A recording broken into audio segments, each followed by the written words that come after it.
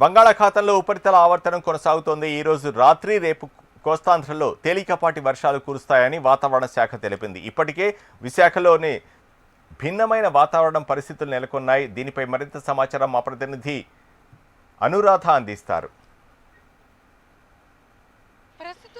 Monday ఎండల season అయితే మాత్రం స్టార్ట్ అయిపోయింది. అయితే ఏపీలో భిన్నమైన వాతావరణ పరిస్థితులు అయితే మాత్రం కనిపిస్తూ ఉన్నాయి. ఇప్పుడు దాకా వెదర్ రిపోర్ట్స్ కనుక మనం చూసుకుంటే కనుక నిన్న ఈరోజు కూడా కొంత చల్లని వాతావరణం ఉన్నప్పటికీ కూడా రేపటి నుంచి టెంపరేచర్స్ అనేవి బాగా ఇంక్రీజ్ అవుతాయన్నది వాతావరణ శాఖ అప్డేట్ చేస్తుంది. అయితే ఒక్కపోత వాతావరణం మాత్రం ప్రస్తుతం కొనసాగుతుంది. ఈ ఎండల సమయంలో బయటకు వస్తే డీహైడ్రేట్ అయిపోతున్నారు. డీహైడ్రేట్ అవ్వడం గురించి బయటికి రావాలంటే చలువ పదార్థాలు, చల్లని పుచ్చకాయలు లాంటివి తీసుకుంటూ ప్రజలు కొంత ఉపశమనం పొందే పరిస్థితులు అయితే మాత్రం చూస్తూ ఉన్నారు. అయితే ఇక్కడ కొంతమంది ఉన్నారు, వారితో ఒకసారి మాట్లాడదాం. అమ్మ, ఎలా ఉంది? హాట్ సమ్మర్, చాలా ఎండలు తీవ్రతుంది. మీరు కూడా ఆల్రెడీ ఆ డీహైడ్రేషన్ నుంచి బయటికి రావడం కోసం వాటర్ మిలాన్ ఇది తీసుకుంటున్నారు. ఏంటి, ఎలా ఉందమ్మా క్లైమేట్? చాలా హాట్గా ఉందండి. కూల్ వాటర్ మిలన్ తింటే బాగుంటుందండి. ఒంటికి సలవ చేస్తుంది, కూల్గా ఉంటుంది. సార్ చెప్పండి సార్, ఏంటి మీరు ఏం జాబ్ చేస్తున్నారు? జనరల్గా మనం బయట తిరిగేటప్పుడు ఎండాకాలం చాలా వేడి వాతావరణం ఉంటుంది. విశాఖపట్నంలో కూడా ఉక్కపోత, వడగాల్పుల తీవ్రత ఉంటుంది. మీరు కూడా ఆల్రెడీ వాటర్ మిలాన్స్ ఇవన్నీ తింటున్నారంటే బాడీని కూల్ చేసుకోవడం అనేది మనకి హెల్త్ పరంగా చాలా అవసరం. సో ఈ సమ్మర్ ఎలా ఉంది? ప్రస్తుతం మీరు బయట ఫీల్డ్లో తిరిగినప్పుడు ఎలా ఉంది? నా పేరు డాక్టర్ కే గణపతి. నేను అడ్వకేటు, విశాఖపట్నం. ఇప్పుడే కోర్టు నుండి బయటికి ఇలాగ వచ్చాను, యాపకొంట వెళ్దామని చెప్పేసి. అక్కడి నుండి అక్కడికి రావడానికి కరెక్ట్ 15 మినిట్స్ పట్టింది. ఎండ తీవ్రతకి ఎంత వేగంగా ఏదైనా సలాడ్ పదార్థాలు కడుపులో వేద్దామని చెప్పేసి ఈ పుచ్చకాయ తీసుకొని నేను తినడం జరుగుతుంది.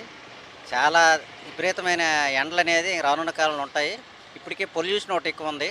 ఆ పొల్యూషన్తో పాటు వేడి, ఈ రెండింటిని తట్టుకునే శక్తి అనేది ఈరోజు మనుషులకు లేని పరిస్థితి ఉంది. అందుకు ఎండాకాలంలో చల్లని పానీయాలు, పుచ్చకాయలు ఇటువంటివన్నీ కూడాను, లెమను ఇటువంటివన్నీ. సార్ అంటే ముఖ్యంగా ఈ సమ్మర్ మనం చూస్తే కనుక ఇది హీట్ ఇయర్గా ఆల్రెడీ వాతావరణ శాఖ చెప్తా ఉంది. ఎన్నో రోజుల తర్వాత ఇంతటి వేడి వాతావరణం ఉంటుందని చెప్తున్నారు. అంటే మార్చిలోనే ఎండల తీవ్రత మనకు కనిపిస్తుంది. సో ఓవరాల్గా డీహైడ్రేట్ అవుతాం. విశాఖపట్నంలో ఏంటంటే సముద్ర తీర ప్రాంతానికి దగ్గరగా ఉన్నప్పటికీ కూడా వేడి గాలి తీవ్రత, ఉక్కపోత ఇవన్నీ కూడా మనకి ఎక్కువగా ఫేస్ చేస్తూ ఉంటాం. అయితే డీహైడ్రేట్ అయ్యేటప్పుడు ఖచ్చితంగా చల్లని ప్రదేశాలకు వెళ్ళడం, అలాగే చల్లగా ఉండే ఐటమ్స్ తినడం, ఇలాంటివన్నీ కూడా చేయాలి. ఇంకా తీవ్రత ఎక్కువైతే వెంటనే హాస్పిటల్స్కి వెళ్ళి డాక్టర్స్ చూపించుకోవాలి, ఇవన్నీ కూడా చెప్తా ఉంటారు. సో ముఖ్యంగా ఎండల టైంలో వచ్చేటప్పుడు ఎలాంటి ప్రికాషన్స్ తీసుకోవాలి?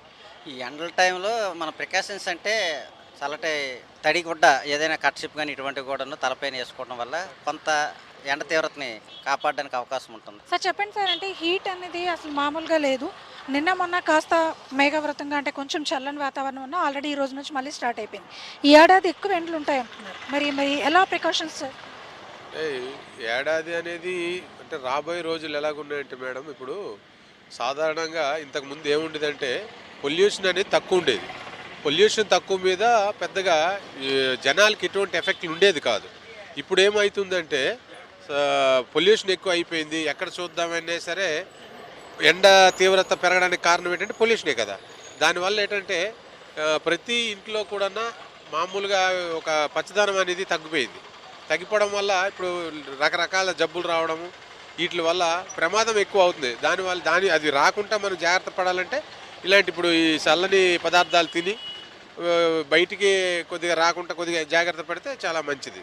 ఇది ఇక్కడ మొత్తానికి చూసుకుంటే కనుక చాలా హాట్ సమ్మర్ అనేది ప్రస్తుతం ఉంది కాబట్టి తగిన జాగ్రత్తలతో మాత్రం తప్పనిసరి. ఎందుకనంటే జాగ్రత్తలు తీసుకోకపోతే ఖచ్చితంగా హెల్త్ ప్రాబ్లమ్స్ అనేవి ఫేస్ చేయాల్సి ఉంటుందని కూడా చెప్తా ఉన్నారు. ఆ సమయంలో ఏంటంటే ఎండలు తక్కువగా ఉండే సమయంలో ఎక్కువగా జర్నీస్ చేయడం, ముఖ్యంగా పెద్దవాళ్ళు, వృద్ధులు, ఇలాంటి వాళ్ళు, అలాగే న్యాచురల్ ప్రొడక్ట్స్ ఏవైతే ఉంటాయో వాటిని ఆహార పదార్థాలుగా తీసుకున్నా కూడా కొంత ఉపశమనం పొందే అవకాశం ఉంటుంది.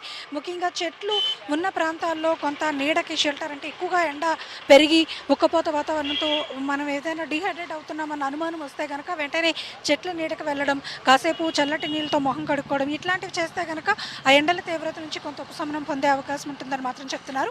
ఏది ఏమైనా ఈ ఏడాది కూడా ఎక్కువగా ఎండలు ఉంటాయి కాబట్టి తగిన జాగ్రత్తలు అయితే మాత్రం ప్రజలు తీసుకోవాలి. ప్రభుత్వం ముందస్తు చర్యలు కూడా చేపట్టాలి, చలివేంద్రాలు ఏర్పాటు చేయాలి, ఇలాంటివన్నీ కూడా పెడితే బాగుంటుందని కూడా పబ్లిక్ సజెస్ట్ చేస్తున్నారు.